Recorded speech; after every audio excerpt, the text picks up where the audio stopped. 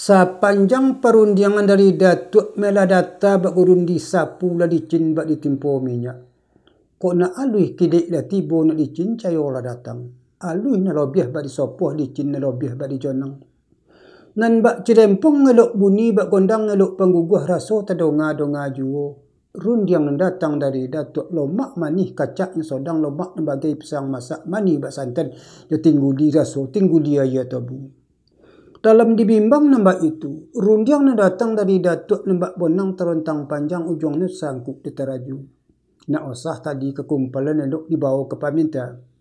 Nambah umpamu orang menembak, pandanglah usah kesasaran tembak lah tibo di alaman. Labado tak peti antunap tekaduk api penggala tembak beraso tak kamengkia.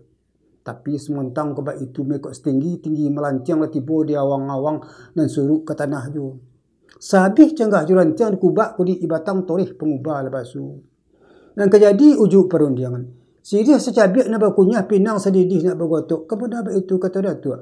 Kalau lagu gua dari tampuk, kalau sokah dari dahan. Kalau lah pinta dari Datuk sipatan di kami makaian.